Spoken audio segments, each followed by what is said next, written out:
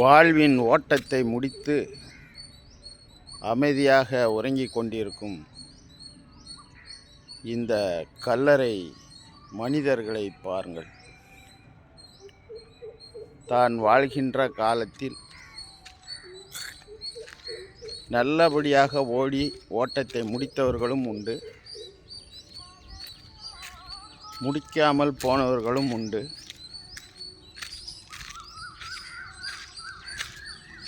விதி அதன் கடமையை செய்து விடுகிறது. மனிதன் தன்னுடைய வாழ்நாளை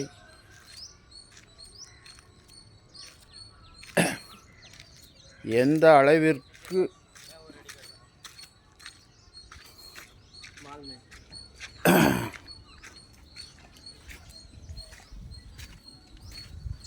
வாழ்ந்து முடிக்கின்றானோ அதை பொறுத்து தான் அவனுடைய பெருமையும் சிறுமையும் வெளிப்படுகின்றது.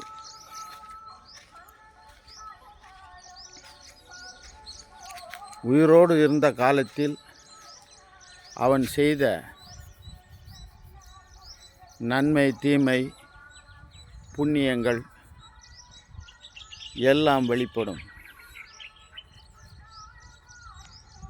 சவம் எடுத்துக்கொண்டு செல்லும்போது சொல்லுவார்களே, அப்பாட போய் சேர்ந்தாண்டா படுபாவி அப்படின்னு சொல்வதை விட,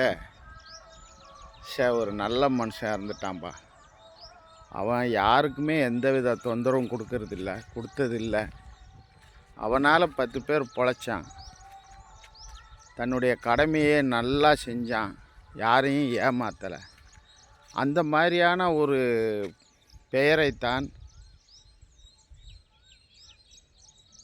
நிலையாக நிற்கும் வாழ்க்கையில். மற்றபடி நாம் சேர்த்து வைத்த பணங்களோ பெரிய பெரிய பில்டிங்களோ எதுவுமே கூட வராது. எல்லாத்தையுமே வெட்டியான் எல்லாத்தையும் சுடுகாட்டில் எல்லாத்தையும் அறுத்து எல்லாத்தையும் போட்டுருவான். எதுவுமே இல்லாமல் பிறந்த கோலத்தோடு தான் நம்ம போய் சேரணும். அவங்க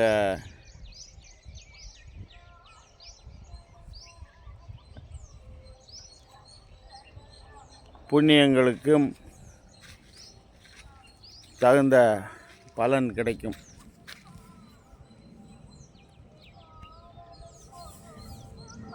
இருக்கும் காலத்தில் நாம் யாரையும் ஏமாற்றாமல், யாரையும் சிறுமைப்படுத்தாமல், அடுத்தவன் சொத்தை பிடுங்கி சாப்பிடாமல், ஏழை பாழைகளுக்கு உதவி செய்து புண்ணியத்தை தேடி வந்து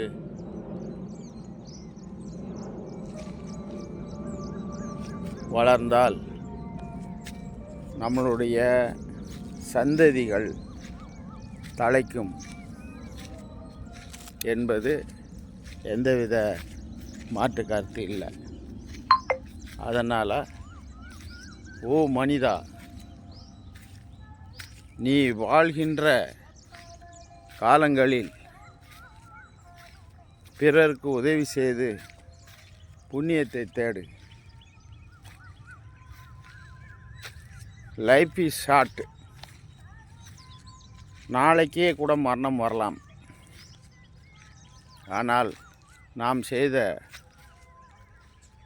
புண்ணியங்கள்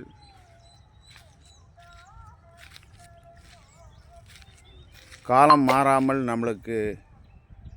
நம்மை வாழ்த்து கொண்டிருக்கும் என்பதை கூறி,